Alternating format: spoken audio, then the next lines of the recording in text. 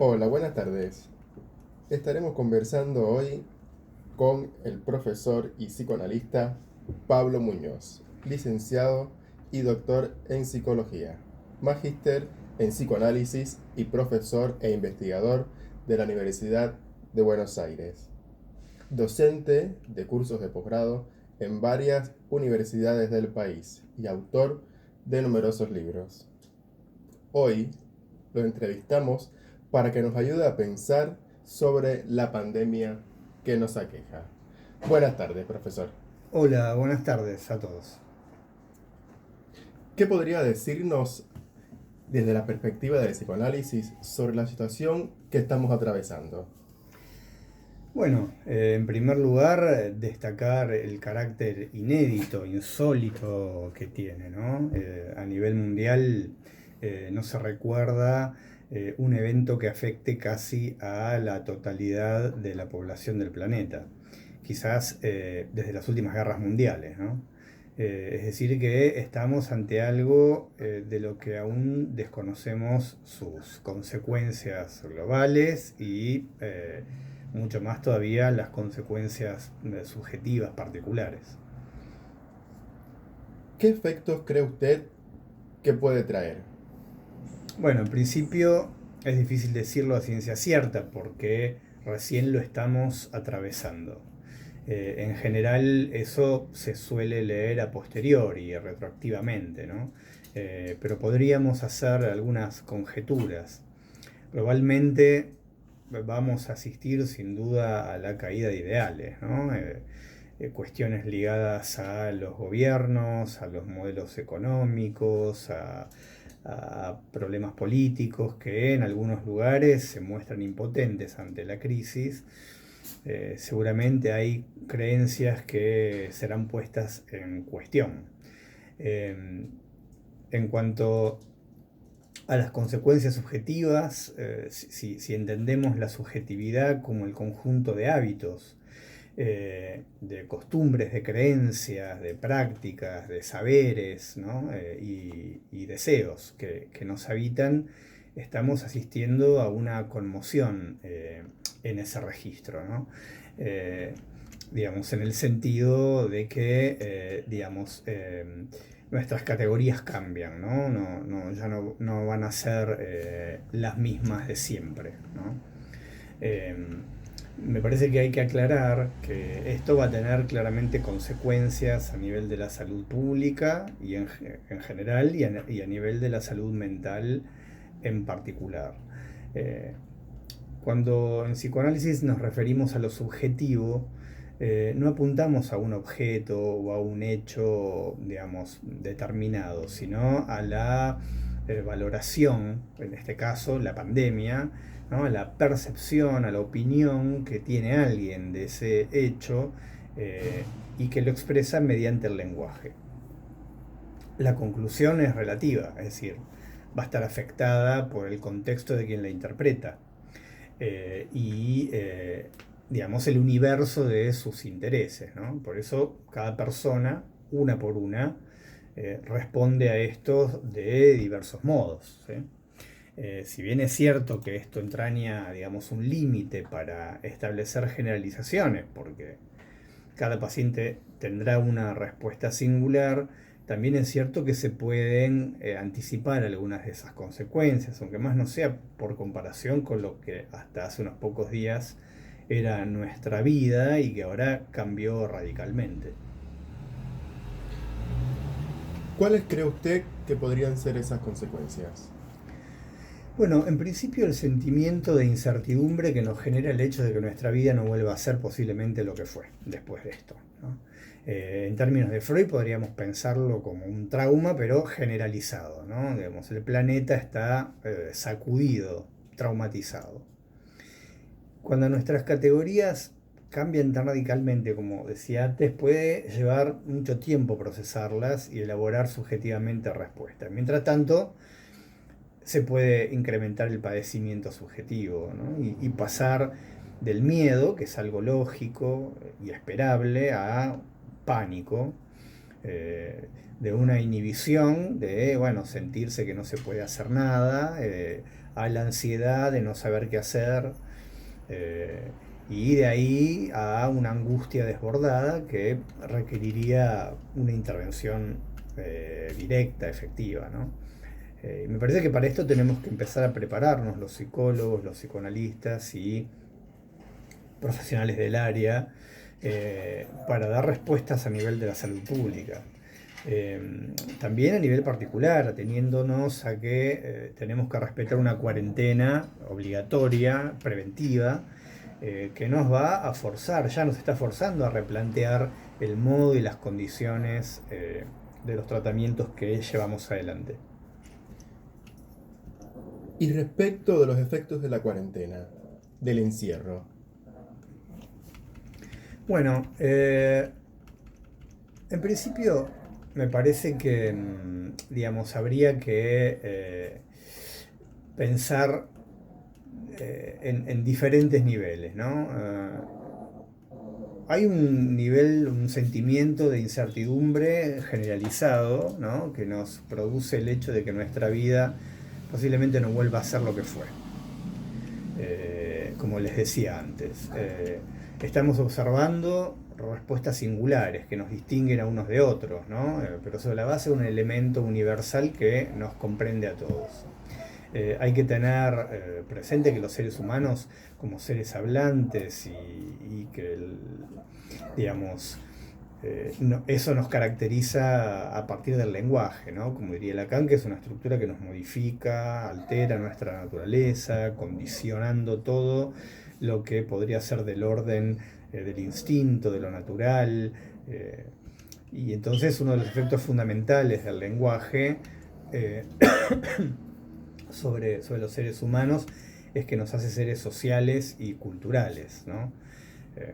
Bueno, alguien me podría objetar que también hay animales que viven en sociedad, como las hormigas, por ejemplo, pero, digamos, ¿de qué carecen? De la dimensión cultural que implica el lenguaje y el significante. Entonces, para nosotros, los hablantes, cuentan ambas dimensiones.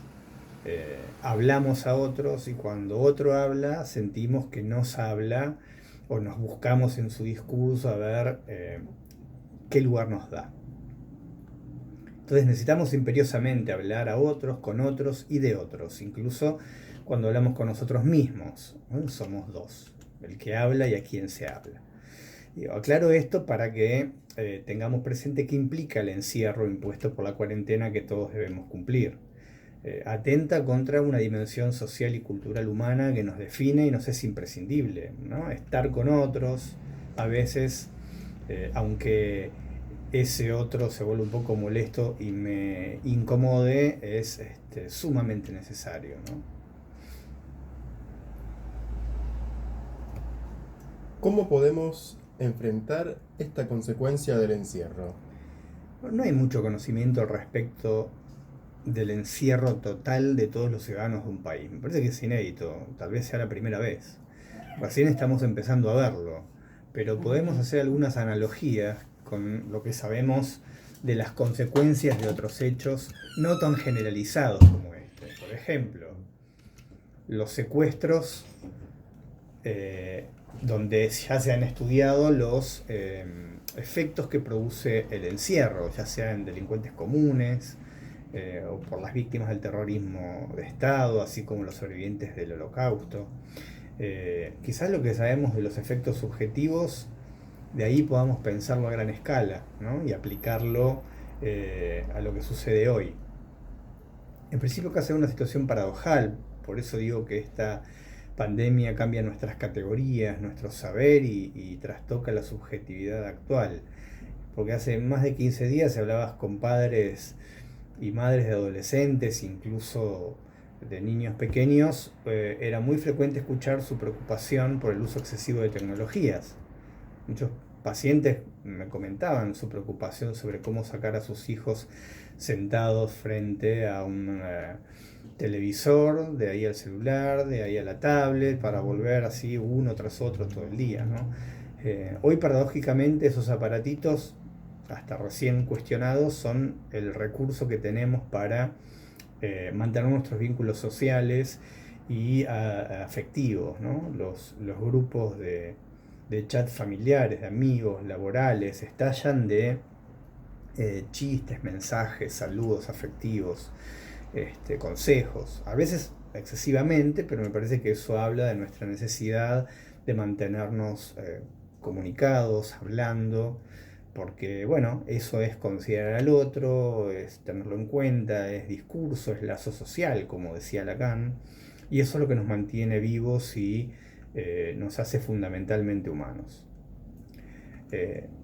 Eso por un lado, ¿no? Por otro lado, se podría pensar que hay un segundo efecto importante del encierro, que es la alteración de nuestras rutinas, ¿no? Si somos seres rutinarios, ceremoniosos, si se prestan un poquito de atención, se darán cuenta que todas las actividades cotidianas están reguladas o armadas como un rito, ¿no? Como bien señalaba Freud, sobre todo las necesidades básicas, la alimentación, la higiene, el sueño, también agregó ahí el sexo, ¿no? Estas actividades se llevan adelante, digamos, según un plan prefijado, ¿no? Que nos es extraño, inconsciente, ni lo pensamos, ¿no? Lo actuamos. De ahí que supongamos que hay un sentido oculto y determinaciones desconocidas que nos llevan a hacer estas cosas de un modo y que si no la podemos hacer así, si no se cumple ese plan, se nos ven perturbadas, ¿no? Bueno, la cuarentena impacta de lleno en esto, digamos, para lo cual las personas pueden dar respuestas diversas, ¿no? La inhibición, como decía antes, no poder emprender ninguna actividad por haberse quedado sin la rutina, que es lo que le organiza el día a día. La negación, ¿no? Digamos, continuar como si nada, rigidizando el funcionamiento del hogar sin tolerar que nada se salga del marco habitual, exigiéndole a los otros y a sí mismo, lo cual además puede traer problemas de la convivencia. La angustia, que suele afectar el cuerpo, puede aparecer insomnio, falta de apetito, decaimiento del deseo, acciones, digamos, o accidentes domésticos, digamos, y si se agrava puede llevar a una depresión, ¿no? Así como también ser factor desencadenante de otras patologías de base. Entonces, para quebrar esta inercia es conveniente mantener rutinas previas que se puedan, ¿no? Las que se pueden. Digamos, no quedarse con ropa de cama, levantarse, cambiarse, almorzar y cenar en horarios más o menos habituales, usar despertador. Pero también se pueden armar nuevas rutinas, ¿no? Es decir, programar el día con actividades, distribuir responsabilidades dentro del hogar, que todos tengan algo para hacer, de manera de mantener los ciclos diarios, la mañana, la tarde, la noche, ¿no? Y que no se pierdan las referencias. Pero también, digamos, es cierto que nuestra vida está marcada porque necesitamos salir de la rutina, ¿no? Trabajamos muchas horas, bueno, después llega el fin de semana y buscamos salir con amigos, cenar afuera, reunirnos en casa.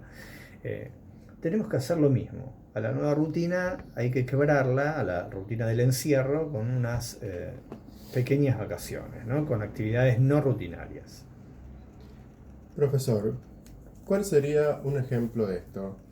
Bueno, a veces los ejemplos pueden parecer un poco banales, pero a lo mejor en este caso sean necesarios, ¿no? Ayudar a la gente a encontrar situaciones que lo haga salir del encierro. Por ejemplo, hacer un día una comida especial que requiere una elaboración para una cena especial. Entonces todos se visten para la ocasión, se perfuman, ¿no? Sacan la mesa al balcón, al patio, la terraza, lo que sea, y si no tienen, la cambian de lugar, la acercan a la ventana, es decir, romper con la rutina que encierra. Parece que la creatividad es un recurso que tenemos a mano y es gratis. Y en caso de que alguien no pueda y requiera de esta ayuda, Bueno, debe recurrir a los profesionales que nos ocupamos de la salud mental. Como decía antes, la tecnología hoy favorece.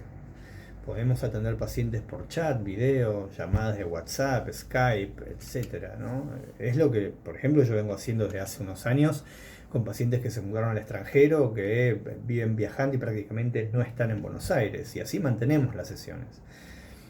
Todavía nadie hizo un protocolo para medir su eficacia, es cierto, y se puede hacer, seguramente después de esto lo harán y eso va a arrojar algunos numeritos, pero lo que la experiencia indica ya es que eso funciona. Digamos, hoy mismo un paciente me agradeció poder verme. Probablemente esta práctica se vuelva más frecuente después de este momento crítico que estamos atravesando. Lo único que sé es que ante la urgencia tenemos que actuar y este es un medio posible, ¿no? Quiero decir, hay que entender que el aislamiento social es de los cuerpos. Los cuerpos deben quedarse en casa, pero no nos aislemos subjetivamente, ¿no? Rompamos las cadenas del encierro simbólicamente, con las redes sociales, con juegos, con otros modos de comunicación, actividades en casa. Todo eso puede ayudar a paliar los efectos subjetivos del encierro, ¿no? Y también hay que estar preparado porque en otro orden de cosas podemos anticipar que se pueden exacerbar situaciones dramáticas, ¿no? Incluso delictivas, como la violencia doméstica, la violencia de género, el femicidio, situaciones de abuso potenciadas por el encierro. Así como otras, ¿no? La exacerbación del consumo de sustancias, el alcoholismo, es decir, hay que prepararse para podríamos decir, una epidemia de estas cosas, si se lo puede llamar así. Y a partir de la pandemia empezó a ver cosas que antes no veía. Bueno, esto recién empieza y por el poco tiempo transcurrido se verifica una conmoción subjetiva, ¿no? Los pacientes que yo ya empecé a atender estas semanas a distancia, que antes venían en persona al consultorio, me hablan de otra cosa. Digamos, lo que encuentro en general es que hay miedo a la enfermedad y a la muerte propia de familiares, seres queridos, a la vez paradójicamente fobia social, ¿no? Muy preocupante, y mucha angustia, eso es frecuente, mucha angustia. Pero como decía antes, las respuestas son caso por caso y muy diversas, ¿no? Hay pacientes que lloran, otros están enojados, otros están confundidos, perdidos, como sin referencias. En fin, veremos esto a dónde nos conduce, ¿no? Profesor Pablo, ¿algunas recomendaciones para otros colegas? Bueno, más que recomendar, hay que empezar a pensar juntos, ¿no? Les diría en general que habría que ser creativos. Si se encuentran con un paciente confundido, aconsejarlo, ayudarlo a armar una rutina, ordenársela si es necesario. Dar órdenes es una manera de ordenar. La ventaja de los psicoanalistas es que sabemos usar otros discursos a nuestros fines. Si tenemos que ser amos, somos, ¿no? Porque lo que se trata es de hacer lo que conviene para el paciente. No hay, a mi modo de ver, nada más analítico que esto. La diferencia con otros es que no nos creemos los amos, pero sabemos hacer el semblante cuando es necesario. La situación actual exige que seamos abiertos y renunciemos a los dogmatismos, ¿no? En estos días se escucha con frecuencia metáforas bélicas. Estamos en guerra, se dice, ¿no? Bueno, eso me hizo recordar que Lacan decía que si tomásemos la dirección de la cura como una guerra, tenemos que ser absolutamente libres a la hora de intervenir, es decir, a nivel de una táctica, ¿no? Y que eso está supeditado a los fines estratégicos y a dónde queremos llegar, en este caso, en el fin de una cura, ¿no? Bueno, hoy a lo que queremos llegar es a que cada paciente encuentre su modo de lidiar con los efectos subjetivos que esta situación trae. Tenemos que estar dispuestos al diálogo, a escuchar, a responder a las demandas, a modularlas cuando sean impracticables. Eso pasa, ¿no? Nos va a pasar. Y a soportar la angustia del que nos llama desesperado. tenemos que estar dispuestos a adaptar nuestro marco teórico y nuestro dispositivo a la situación actual. Eso es lo que Lacan pregonaba cuando decía que el analista ha de unir su horizonte a la subjetividad de su época. Bueno, lo que este momento nos exige es responder. Y yo confío en los analistas de este país, digo, de Argentina, ¿no? Gracias a la formación en la universidad pública gratuita, el psicoanálisis está instalado en nuestra sociedad como una respuesta a la mano de cualquiera para responder a su sufrimiento. Es cierto que socialmente hay una figura, un cliché, ¿no? Del analista de la Recoleta, del diván y de la clase media alta, pero no es más que eso, un cliché que, como todo cliché, es prejuicioso, ¿no? Otra realidad es lo que sucede con los concurrentes y residentes que junto con psicólogos de planta, muchísimos de ellos de formación psicoanalítica, llenan los servicios de salud mental de los hospitales públicos, las salitas de barrios, y están en los lugares más recónditos del país atendiendo a todo y a todos en condiciones a veces penosas, haciéndose cargo de la salud mental de la mayoría de la población, ¿no? Sobre todo de escasos recursos. Están en la primera línea y se los debemos agradecer, porque han sabido desde siempre enfrentar situaciones críticas. Y por eso, profesionalmente, yo creo que están preparados para enfrentar lo que se nos viene, ¿no? Entonces, más que recomendarles, primero agradecerles y luego pedirles que hagan lo que saben hacer. Sean analistas, hoy más que nunca. Si ese lazo social tan particular, que es el lazo entre el analista y el analizante, que es lo que Lacan llamaba el discurso analítico, no sirve para esto, no sirve para nada. Ante lo imposible, como me decía una profesora en la facultad, inventar. Bueno, muchas gracias al profesor Pablo Muñoz por su tiempo. Oh, por favor, muchas gracias a usted y bueno, a todo el mundo, quédense en casa. Muchas gracias.